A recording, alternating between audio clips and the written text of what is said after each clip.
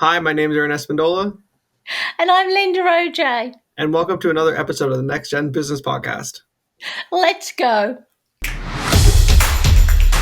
The Next Gen Business Podcast is produced by the Small Business Community Network. Visit them online at www.sbcncanada.org.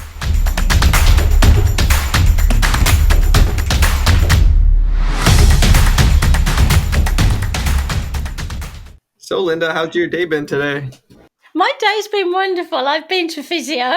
I've been to the dentist for a clean. I've had 2 podcasts and the technology played up tonight. So I'm not stressed. Yeah, I had a same Monday as well. Like my Monday's been all over the place. I've been trying to contact some people for appointments, but I just haven't been able to do that. So, thankfully, Monday's kind of done now, and we have this last podcast to do. And we actually have a special guest. Her name is Cassie. Cassie, would you be able to just introduce a little bit about your company? Hi, my name's Cassie. I'm the owner of a small bakery in Kitchener called CS Baked Goods. We're just a little small bakery, just started up 1 year ago. We're 2 days short of 1 year, actually. We do a bunch of custom desserts, specializing in custom cakes and cookies. That sounds lovely. And Cassie, you actually are a member of the SBCN networking organisation. It's like a sister company to this one. And we actually purchased some of your lovely baked goods as a prize. And I don't know whether you got any feedback, whether they've enjoyed those lovely cakes yet. Yeah, so actually the winner reached out to me afterwards, letting me know just how she got a little Santa cake. It was super cute, and she got back to me saying it was a massive hit. Absolutely loved it. That's lovely. What I want to ask you is, I know I've heard it before, but Aaron hasn't, and our listeners. Could you tell us the story of how you got started into baking? And is it to do with your grandma, if I'm right? Yeah, so when I was growing up, my grandmother started me in the kitchen when I was about 2 years old. So between her and my aunt, we baked almost every time I came over, whether it was cookies, cakes, anything like that. So from small age, I was always there helping mix the doughs, always licking off the spatulas for sure. So it just grew from there. Oh, so Aaron, have you ever been into baking?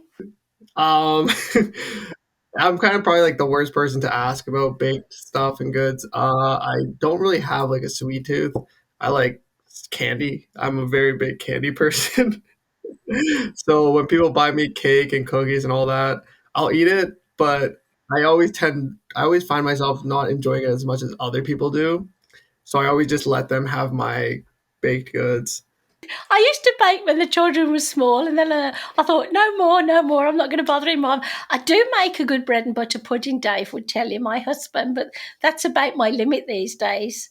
So I know Aaron's dying to ask you something about what was you going to ask her, Aaron? You said to me earlier, I've completely forgot.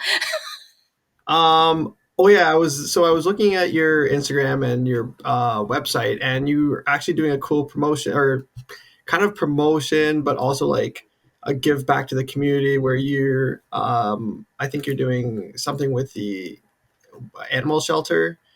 If you maybe want to explain that to the listeners just so that they know and they can visit your shop on the weekends. Yeah, so every year in February, the Humane Society always runs a campaign called Bake for the Animals. So they reach out to some local bakers to fundraise for this Humane Society. So this year we decided we were definitely wanting to participate. So we started a pop-up table because normally we're a custom order bakery only. But for every weekend in February, Saturdays, Sundays, 9 to 3, we actually have a pop-up table where we have a few items that for every purchase, there's a specified dollar amount that will be donated directly to the Humane Society. Oh, that's lovely. And guess what? Our daughter's visiting us with our grandson and her husband on Saturday or Sunday. So we might pop along, me, Melissa, and the baby. You never know. So do we order ahead of time or do we choose from there, Cassie? So it's entirely your choice. We have pre-orders open on our website for pickup any day of the week, but then we also have just walk in at the pop-up table. Oh, that's so exciting. I love that kind of thing. So are you finding it tough not having a storefront, especially during COVID? It's definitely tough. I think COVID actually made it easier because a lot of storefronts were getting closed down or had limited capacity. So we've never had to deal with that issue. We've been curbside pickup only since we started. But I think it's more the issue of the difficulty of thinking ahead and needing to pre-order in order to be able to have it. So we definitely love to be able to do a storefront. So this pop-up table is kind of a nice, see what I'm getting into, hopefully. I think it's lovely that you're giving back to the Humane Society. We got a kitten from there. She'll be 2 this March, and she's adorable when she doesn't bite me. So you went to college you didn't go to college for baking, did you, or did you? I did.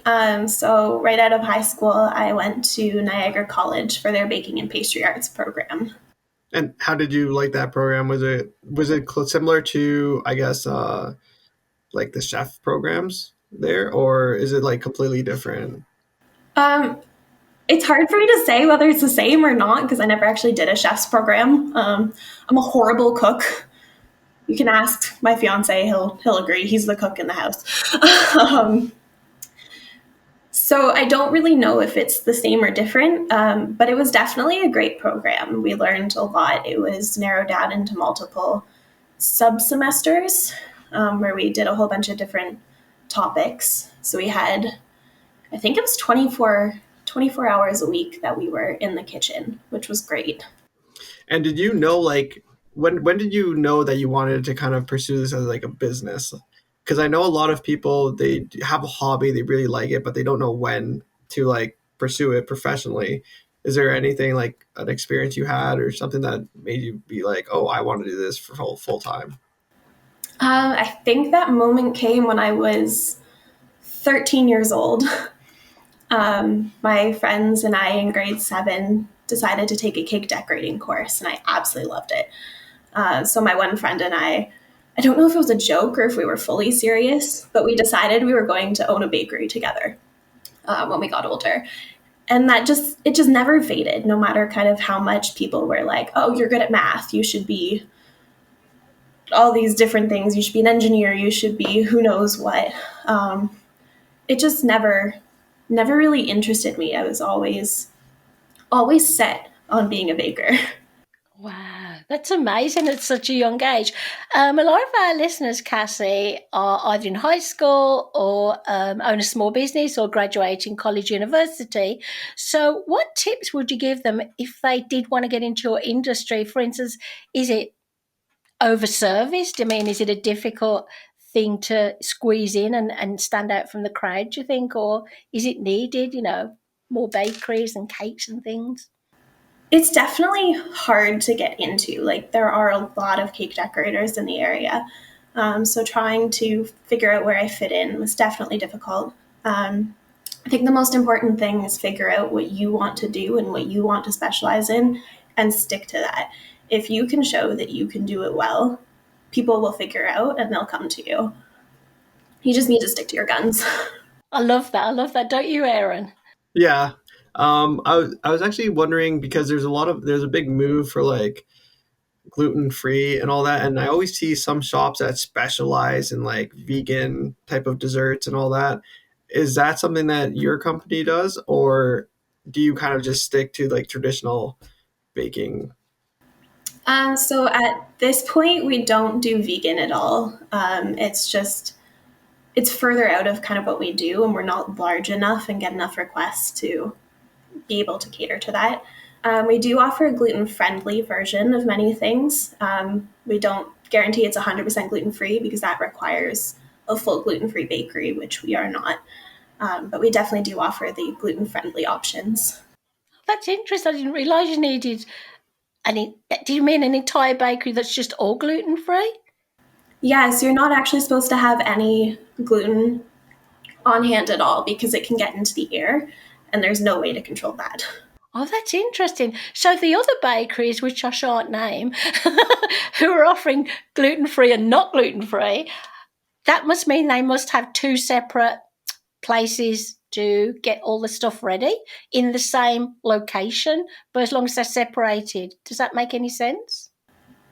It does. Most places don't necessarily do that. They just kind of list gluten free, but if you read closer, it's more gluten friendly. I know there are a couple places in the region that are certified gluten free, though. Well, they're very naughty if they're not making it clear like you, Cassie, aren't they? I didn't know. Yeah, I didn't know. That's very interesting that you brought that up. So next time I go to like any shop, I'll be like, "Is this gluten free or gluten friendly?" And just start like grilling them on it and being like, "Oh, where do you store your gluten stuff? Where do you keep everything?" So That's so funny. So I guess CS stands for Cassie Shantz.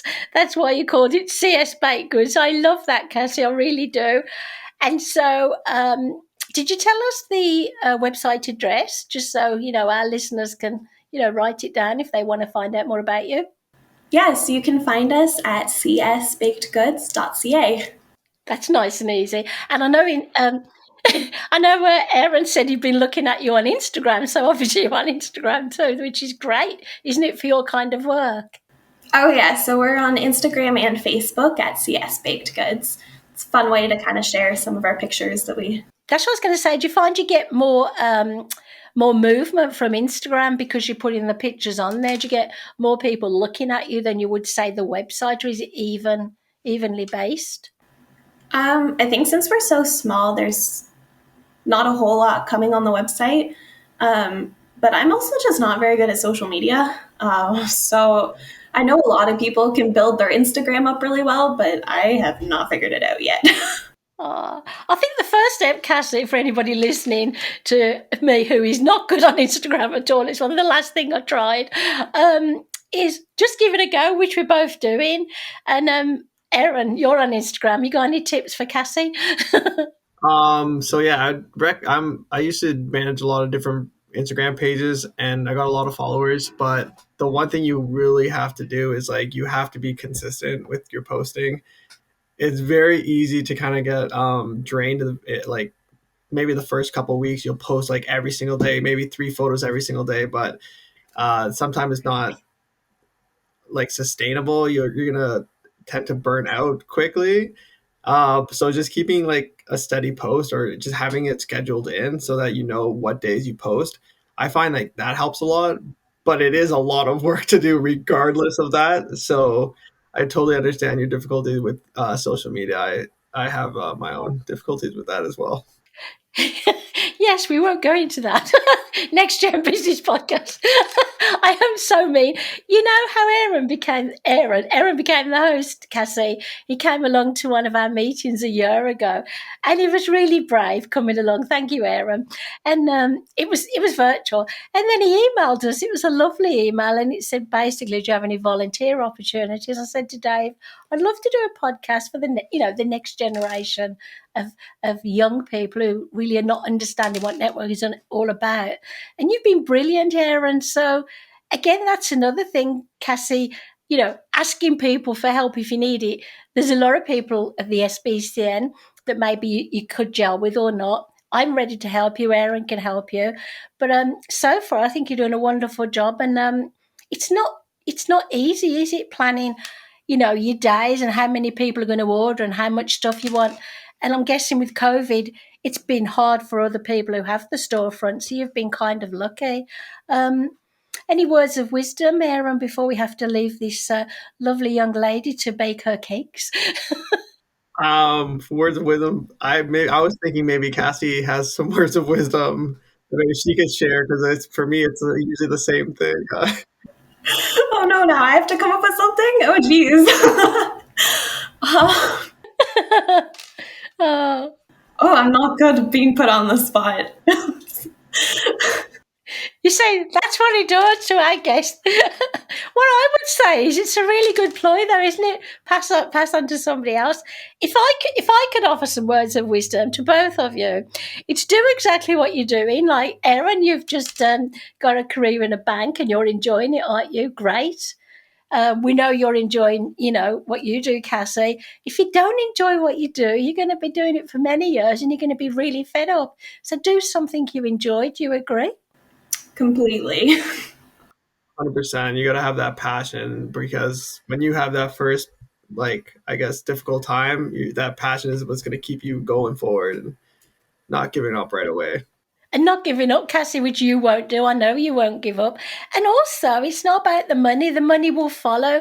When I started doing my first motivational steps, my business consulting business, I had no consulting to do. It was all, stand there and do free talks. And somebody noticed me, mentored me, and gave me my first paid gig after just a year. And I used to earn $7.49 an hour at a shoe store for 5 years. It was one of my 3 crappy jobs after divorce.